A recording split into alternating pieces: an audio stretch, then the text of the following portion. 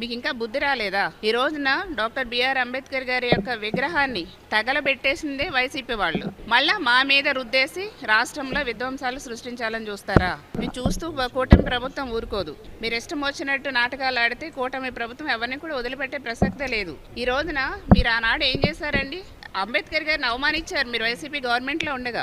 Doctor BR Ambedkar విదేశీ విద్యా పథకాన్ని కూడా పేరు మార్చేసి జగన్ విద్యా పథకం అని పెట్టుకున్నటువంటి దుర్మార్గులు మీరు. అంత ద్రోహానికి దిగజారిపోయారు మీరు వైసీపీ గవర్నమెంట్లో ఉండగా.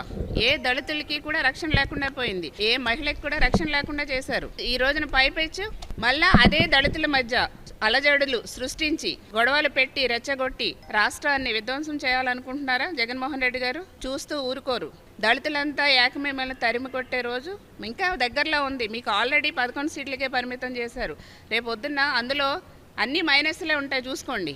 దళితులందరూ కూడా ఏకమేమల్ని తరిమి కొడతారు. ఇట్లాంటి దళితుల మధ్య కనుక మీరు చిచ్చు పెట్టి ఇలా రాష్ట్రాన్ని అతలాకుతం చేయాలని చూస్తే కనుక దళితుల ఏకమే మీ సంగతి తేలుస్తారు. కరెక్టే కదండి. వైసీపీ గవర్నమెంట్లో ఉండగా మాస్క్ అడిగారండి డాక్టర్ గారు, అప్పుడు డాక్టర్ సుధాకర్ గారు. మాస్క్ ఇవ్వకుండా ఆయన చాలా అవమానించారు. ఒక డాక్టర్గా అవమానించారు, ఒక దళితుడిగా అవమానించారు. కనీసం మాస్క్ ఇవ్వకుండా ఆయన చాలా మానసికంగా వేధించారు, చివరికి చంపేశారు. అది క్లియర్గా ప్రజలందరికీ తెలిసింది. పిచ్చివాణ్ణి చేస్తారు కదండి, పిచ్చివాణ్ణి చేసి ఆయన ఎంత దారుణంగా అవమానించి చనిపోయేలా చేశారండి. చంపింది వీళ్ళే, వైసీపీ వాళ్ళే.